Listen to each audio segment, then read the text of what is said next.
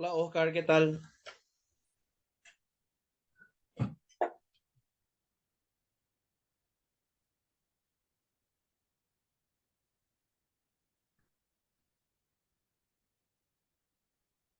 Hola Oscar, ¿me escuchás?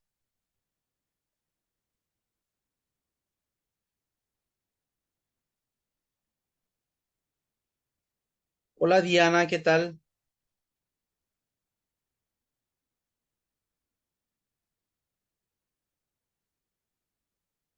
Hola, profe, ¿todo bien y vos? Bien, bien, qué suerte. Oscar, ¿vos me escuchás?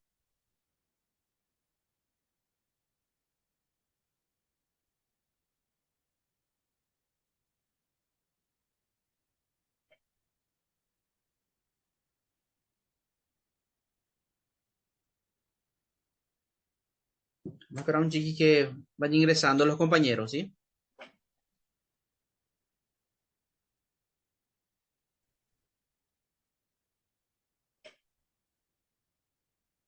Hola Milva, ¿qué tal? Hola, profe, ¿todo bien y vos? Bien también, qué suerte.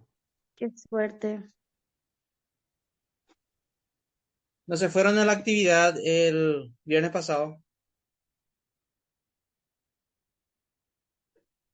No,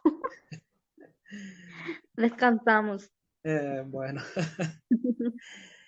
está bien. Creo que ninguno lo se fueron. Al menos yo no me fui. Creo que nadie. Al menos yo no me fui, te soy Bueno, sincera. está bien. Un minutito más y vamos a empezar, ¿sí? A ver si entra más alguien. Bueno, Oscar, ¿vos me profe, podés va a ser escuchar? larga nuestra clase. Parece que Oscar no me escucha. Profe, Sí, va a ser larga nuestra clase de hoy. perdón. Va a ser largo nuestra clase de hoy. No, no, no da algo para ser muy largo, Milva, porque tenemos poco tiempo, loco, en el Zoom. Tenemos 40 minutos Qué nomás. suerte. Porque tenemos examen hoy, profe. Tiene examen, pero tiene los materiales todito en la plataforma. Yo no voy a salir de lo que hay, de lo que está en los materiales. ¿Está bien? Ah, sí. Profe, Sí. acá dice Oscar, te escribió en el grupo, dice que no le da la opción para hablar, hey. Ah, pero me O sea, escucha. él no tiene la opción de poder hablar. Sí, pero te escucha. Eh, Él no puede como habilitar su micrófono entonces. Sí. Dice que vos tenés que permitirle. Sí, pero yo tengo permitido a todos. Qué raro. No sé, entonces. A ver, Seguro él tiene que activar, dice que te da la opción para activar por Wi-Fi, algo así, o por datos móviles. puede ser ahí, doña. Hola Jennifer, ¿qué tal? Todo bien, profe. Bien, bien también. Quien te vayan entregando sus tareas, porque eso va a sumar puntos también. Está bien, lo que no entregaron todavía, entreguen sus tareas, igual nomás, si ya se pasó la fecha, igual va a valer un poco menos, pero va a valer igual, y eso puede sumar para ustedes, ¿está bien? Profe, Sí, eso es lo que yo me pregunto. Nosotros tenemos muchísima tarea y nosotros con en el parcial ya vamos a completar todo ya luego. ¿cómo? Viste que el parcial, hay tres parciales, ¿verdad? Tres Y parciales. son 30 puntos. Sí, 30 puntos. Sí, Y 10 puntos creo que era trabajo práctico, parece. sí, ¿Y las tareas dónde quedan, profe? y eso es lo que yo les Para expliqué la vez mí, pasada. yo El creo que trabajo 5%, práctico ¿verdad? yo voy a tomar como las tareas. Yo no les voy a dar un trabajo práctico para que ustedes Ah, hagan. Por eso yo les ya digo, vayan entiendo. completando sus tareas, igual los que no hayan completado todavía, porque eso va a ser el trabajo práctico. Yo voy a sumar todo Mm, y le voy a dar el puntaje por trabajo práctico. Dale, profe, está bien. ¿Está bien? Sí, porque se supone que igual se hace todo el examen, tipo, ¿Cómo, Jennifer? igual los trabajos, ¿vale? Creo Eh, que los años anteriores los profesores nos decían que este programa necesita que los trabajos son sus trabajos. Jennifer, vos sabés que te escucho todo entrecortado. No sé, no puedo entender lo que me decís.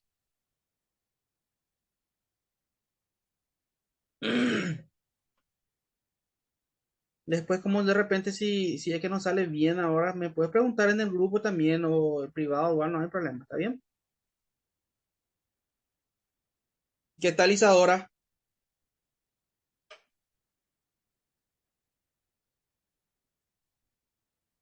Bueno, Isadora creo que no puede terminar de hablar. Está bien. Vamos a empezar nuestra clase. La semana pasada no tuvimos. Como tengo todo bien planeado en cada semana las clases, vamos a dar lo que fue la clase pasada. Y espera un ratito acá. Y ahí vamos a entrar en la unidad 4 después.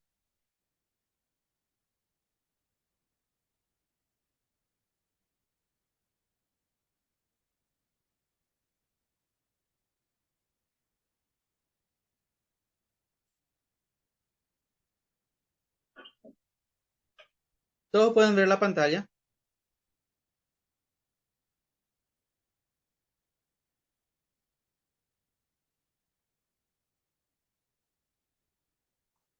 ¿Sí?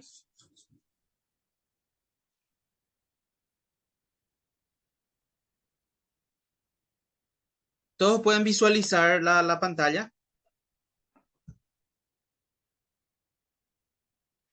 Sí, sí, profe. Muy bien. Bueno, hemos hablado mucho acerca del sujeto y el objeto de la obligación tributaria. Es importante que sepamos bien en cuanto a a la obligación, manejar bien los elementos y el sujeto, ¿verdad? Bueno, tenemos el sujeto activo, que ¿quién sería el sujeto activo?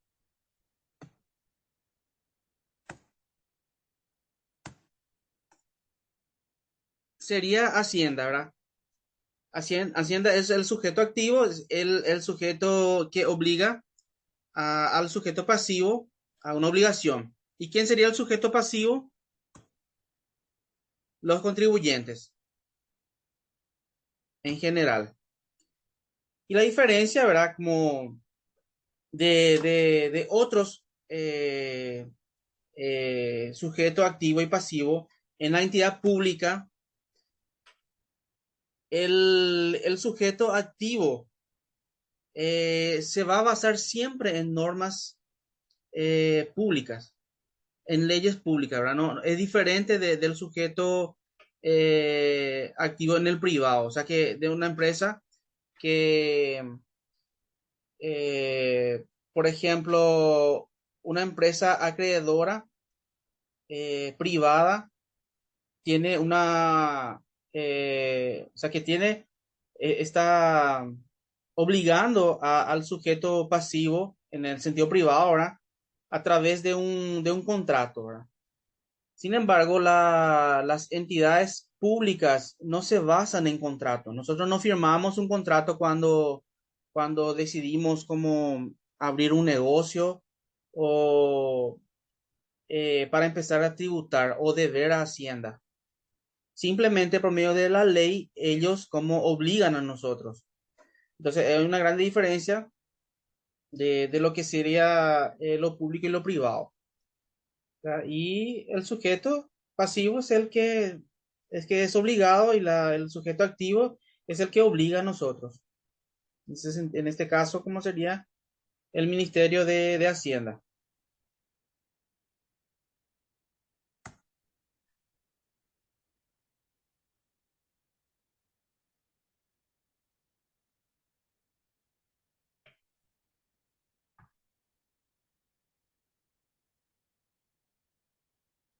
Acá hay una diferencia que podemos observar, ¿verdad? El sujeto activo solo puede ser persona jurídica en el sector público. Sin embargo, como en el sector privado, como puede ser el sujeto activo puede ser jurídico, una persona jurídica, o puede ser una persona física también. En el caso de Hacienda, por ejemplo, que es el sujeto activo, no puede ser como una persona física, siempre va a ser jurídica. Tampoco no va a poder haber una empresa privada ejerciendo esa función de obligarnos a nosotros eh, a pagar tributo, por decir. También el sujeto pasivo sí puede ser una persona física o jurídica, como estábamos diciendo. El sujeto activo también exige que se cumpla una deuda tributaria gracias a una ley, como hablamos hace rato, no gracias a un contrato, como en el caso de las entidades privadas. En ese sentido, también el sujeto pasivo está sujeto a una obligación. El sujeto pasivo, ¿verdad? También está sujeto a una obligación sin tener que haber firmado un contrato, sino que simplemente la ley nos obliga. El sujeto activo siempre es el mismo de una obligación tributaria. Por ejemplo, en la SED, que es la Subsecretaría de Tributación, siempre va a ser Hacienda. Y el sujeto pasivo son múltiples, ¿verdad? Diferentes tipos de contribuyentes y empresas privadas. Y otro punto también que es la diferencia, que en el caso del sujeto activo, que es de la entidad pública en cuanto a la tributación, todo lo que se recauda no va para sí mismo, ¿verdad? Ellos no es que ellos recaudan para sí mismo, como en el caso del sujeto pasivo, que son en lo privado, que uno como abre una empresa para recaudar fondos, o sea, recaudar eh, dinero para sí mismo. En el caso del sujeto activo de la tributación, no. Se recauda para otro fin, no para ellos mismos. Bueno, en en el área tributaria, como existe organismos centralizados y existen organismos que son descentralizados. ¿Ya? Y vamos a estar viendo la diferencia y quiénes son. ¿Quiénes son? En el caso del organismo central de la Administración de Tributos, solamente hay uno nomás, que sería el Ministerio de Hacienda. Y como, como futuros profesionales en el área contable, nosotros tenemos que saber también en cuanto a los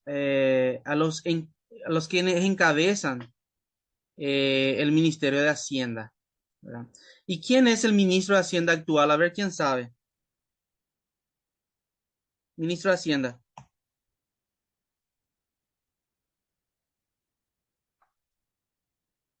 A ver si alguien se anima.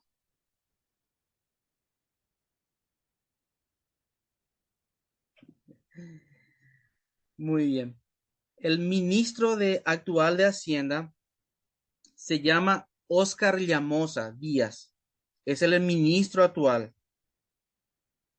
Y también tenemos el viceministro actual de Hacienda, que creo que ustedes como ya han escuchado de él, que es Óscar Orue. Él es el viceministro. Es importante que nosotros podamos saber porque todo se centra en Hacienda, lo que nosotros hacemos como contadores, como profesionales contables.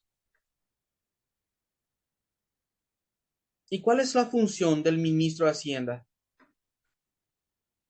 Del Ministerio de Hacienda, perdón. Primero, administrar el patrimonio del Estado y la verificación del uso y conservación de los bienes públicos. O sea que, primeramente, tiene la función de administrar todo lo que entra en los cofres del Estado, ¿verdad? Ellos son los que administran. toda la plata, todo. No solamente de la Subsecretaría de Tributación, sino que todo lo que entra para el Estado administra el Ministerio de Hacienda.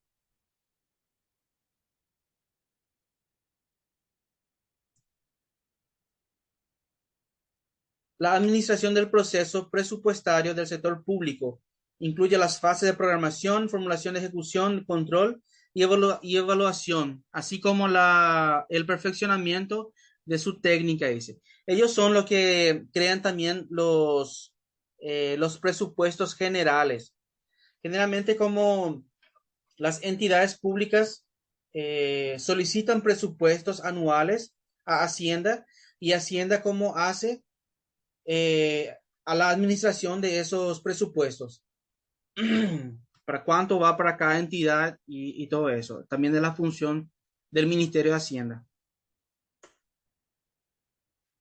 La aplicación y la administración de todas las disposiciones legales referentes a tributos fiscales, sus percepciones y sus fiscalizaciones. O sea que ellos como deciden de cómo va a ser los tributos, cómo va a ser los impuestos, ellos también administran las disposiciones legales, dicen.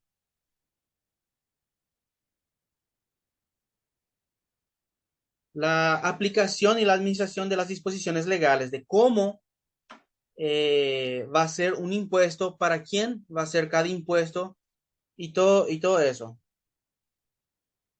También dice como los créditos públicos, la contabilidad gubernamental, eh, incluyendo en esta de los mecanismos para rendir cuenta del uso y conservación de los fondos de bienes fiscales.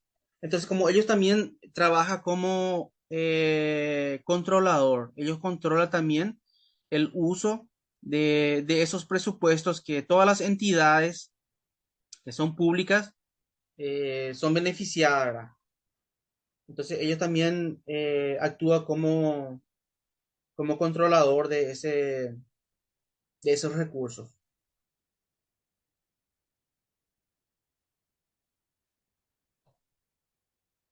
Y también la formulación y manejo de la política de endeudamiento interno y externo al sector público. Ellos también como eh, hace ese manejo dentro de nuestro país en cuanto a los préstamos y lo que falta. Por ejemplo, cuando se necesita un fondo para nuestro país que no tenemos y se hace un préstamo, Hacienda va a decir cuánto se necesita, si se necesita y por qué se necesita. Entonces, ellos también formulan ese manejo, ¿verdad?, de endeudamiento en nuestro país. Si tienen alguna consulta y eso, por favor, yo quiero que me puedan como interrumpir, porque a veces yo no sé si están entendiendo o no están entendiendo. ¿Está bien? Ahora hablamos acerca de Hacienda, que es el organismo centralizado. Todo va en Hacienda. Ahora, ¿cuáles son los organismos descentralizados? Que también como son parte de recaudación para nuestro país, ¿verdad? Aparte del que tenemos, que es el Ministerio de Hacienda, o sea que la Subsecretaría de Estado de Tributación, eh, existen otras entidades que también recauda para el Estado. Y estas son instituciones en las que se delegan funciones y autoridades para regir las materias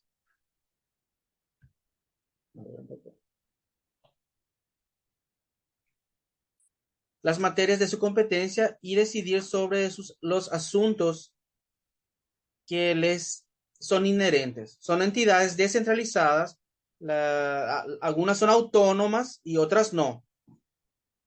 Ejemplo de empresas autónomas, por ejemplo, son las municipalidades.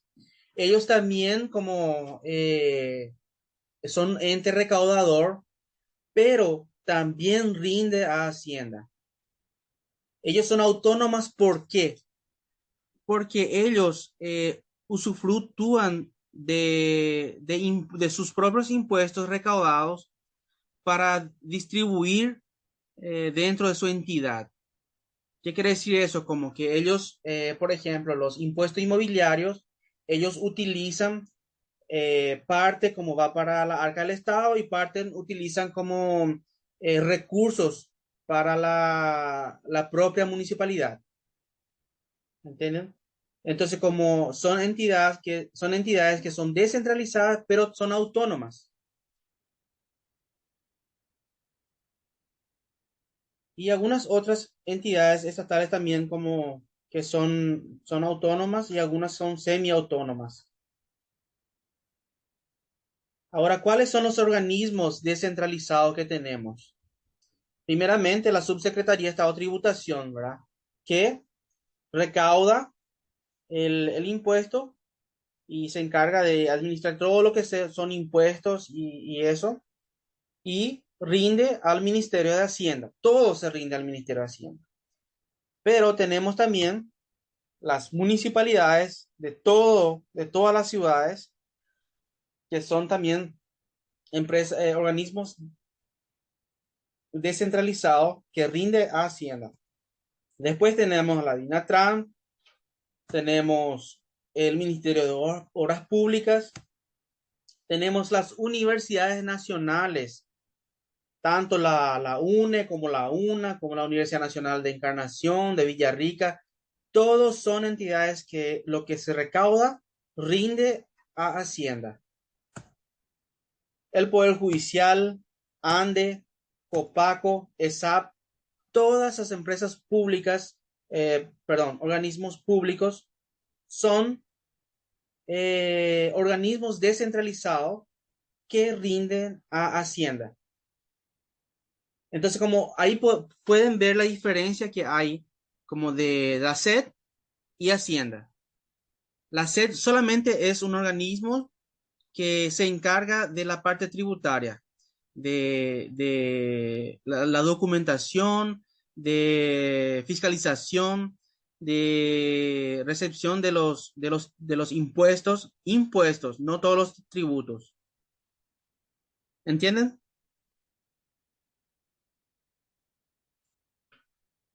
¿Y qué es un impuesto? Bueno, impuesto es una contribución en dinero que las personas entregan al Estado cumpliendo lo que se establece en la ley. Los impuestos son la principal fuente de ingreso de nuestro país. ¿Y para qué sirve? A través del dinero que obtiene el Estado puede contar con recursos para poder brindar a todos sus habitantes servicios como la salud, educación, vivienda, seguridad, obra y infraestructura y otras cosas también que sí, o sea que hay un montón de cosas. El dinero de los impuestos se utiliza para solventar los presupuestos generales de la nación. ¿Qué son los presupuestos generales de la nación? Sería todo, todo lo que las entidades que, públicas que sirve para nosotros, ¿verdad? Por ejemplo, los hospitales, las escuelas, las universidades, toditos son organismos que solicitan presupuesto anual a las arcas del Estado. Entonces, como a través de ese impuesto, también como va ese dinero a todo eso que solicitan esos organismos que solicitan el presupuesto. Con el aporte de los contribuyentes se paga a los insumos hospitalares, el salario de los médicos, de los maestros, la construcción de escuelas, carreteras, caminos y todos aquellos gastos necesario para satisfacer las necesidades de los que viven en Paraguay.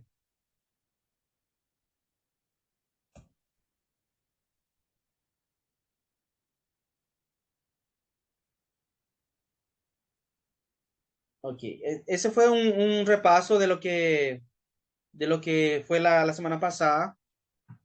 Eh, Así como le di un repaso así brevemente para que podamos introducir un poco de lo que es la unidad 4 también. A ver un poco. Ya nos queda poco tiempo, pero en la unidad 4 vamos a tratar un poco en cuanto a los elementos de la causa de la tributación. Cuando nosotros como hablamos causa generadora de una tributación, de la obligación, perdón, eh, nosotros hablamos de lo por qué se tributa, por qué como existe la obligación. Y podemos como pensar en las reglas en su propia casa. Generalmente, no sé ustedes, pero cuando yo era un pequeño que vivía con mis padres, eh, había reglas en casa. ¿Y por qué había reglas? Porque sucedía algo. Y en la obligación tributaria también es así. Se crea una ley porque como pasó algo o se necesita algo, entonces como se crea una ley. Y se crea una ley como en el área, por decir, en el área agro, porque hay mucho movimiento en la parte económica, entonces vamos a crear una ley tributaria que le obliga a ellos a poder pagar también. De repente en nuestro país, qué sé yo, hay un sector que genera como economía, que movimienta la economía en el país. Entonces, como bueno, se crea una ley para que ellos puedan tributar también y que puedan como rendir al Estado como parte de ese movimiento, de esa ganancia. Entonces, como la causa de cada obligación es porque como se estudió algún como acontecimiento, entonces como se creó esa ley. Como dice la fuente o causa generadora de una obligación es entonces el hecho tal que antes de que sucediera, la obligación no existía, pero producido aquel, la obligación comenzó a existir. Me entiende como le expliqué? Bueno, si no me entienden, me puede volver a preguntar.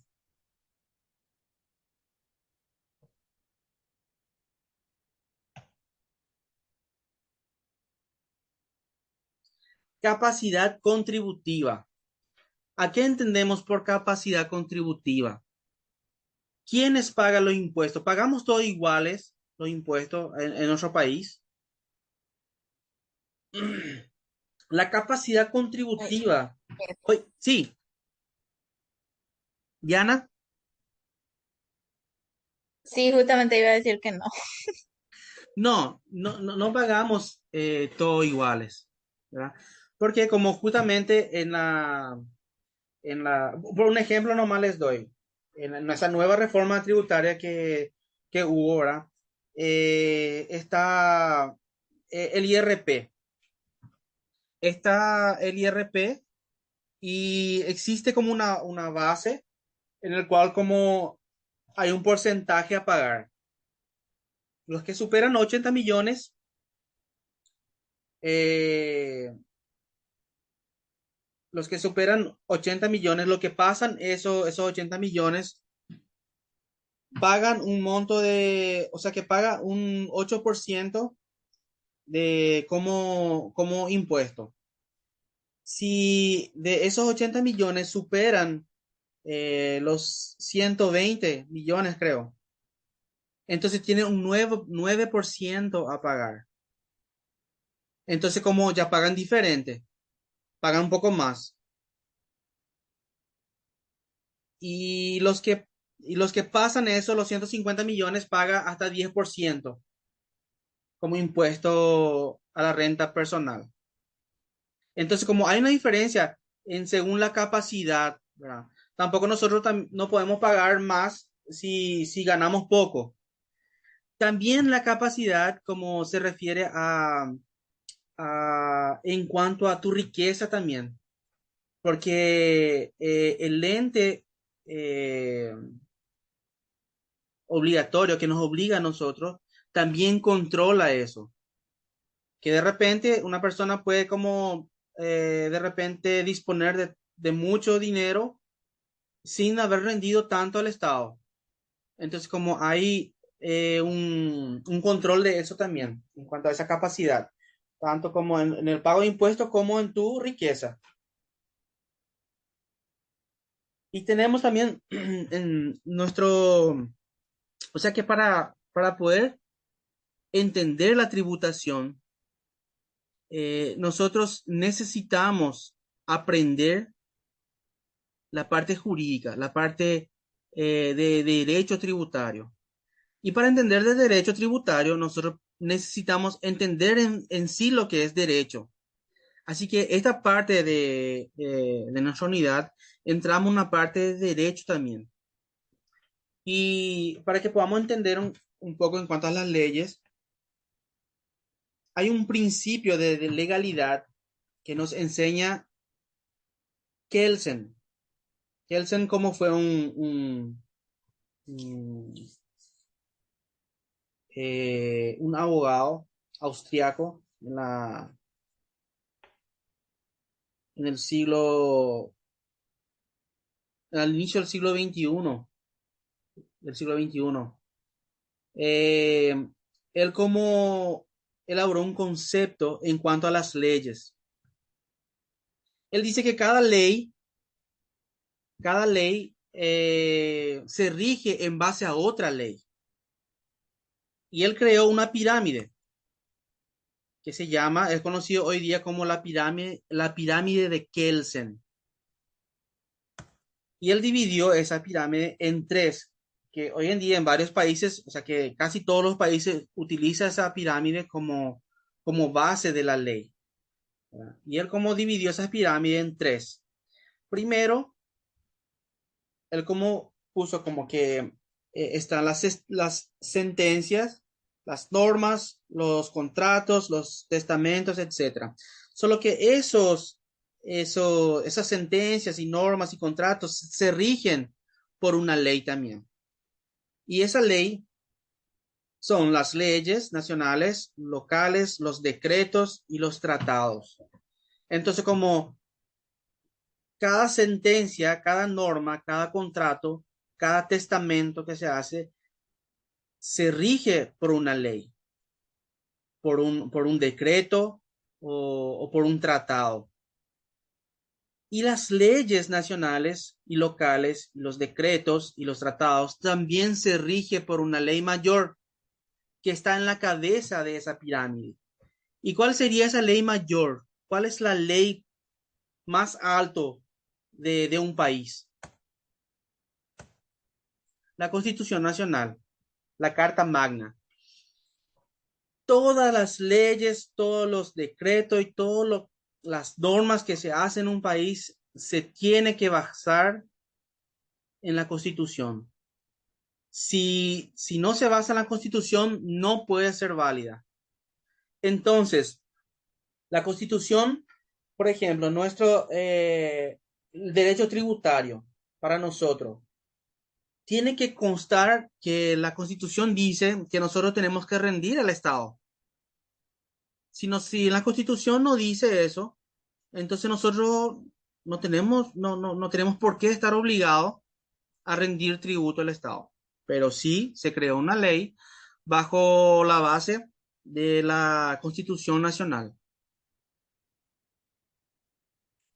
¿Y qué son las leyes y decretos? ¿Quién crea la ley en nuestro país? La ley es creada por la Cámara de la Cámara de Senadores y la Cámara de Diputados.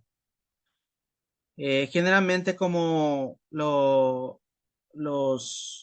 los diputados como aprueban una ley, pasa para como la Cámara de Senadores, tienen que analizar y tienen que aprobar. Después pasa para el poder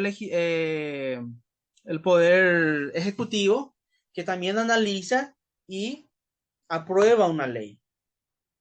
Entonces son ellos los que la aprueban o crean y aprueban la ley. La Cámara de Diputados, que es conocido como Cámara Baja, y la Cámara de Senadores, que es conocido como la Cámara Alta.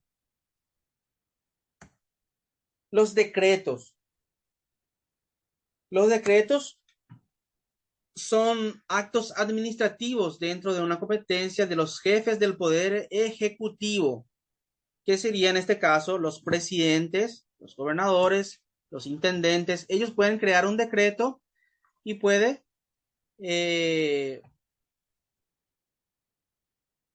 poner en vigor un decreto.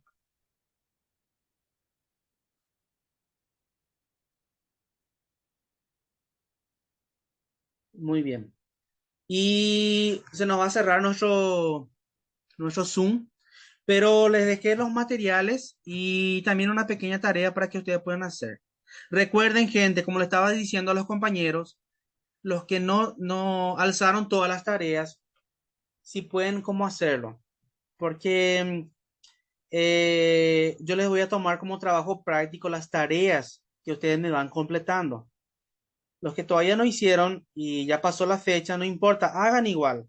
Va a valer un poco menos, pero les va a sumar. Está bien, cualquier pregunta que tenga, me pueden hacer en el grupo o me pueden hacer en privado también.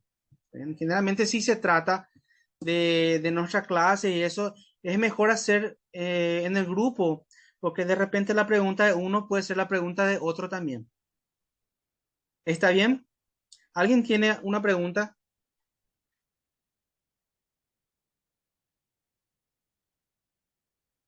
Bueno, voy a tomar que como nadie, que todos entendieron y nadie tiene una pregunta. Está bien, pero estoy a la orden por cualquier cosa. ¿Está bien, va? El viernes vamos a tener nuestra primera parcial. Solamente lo que vimos en las 4 unidades va a salir en el examen. No es mucho, porque mis unidades no son largos. Yo como mis materiales preparo a lo que voy a enseñar nomás. ¿Entienden?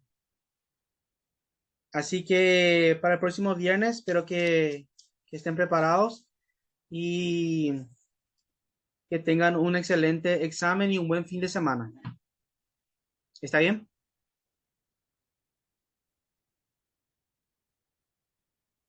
Gracias, profe. Igualmente, que tengas un buen fin de semana. Igualmente, Diana.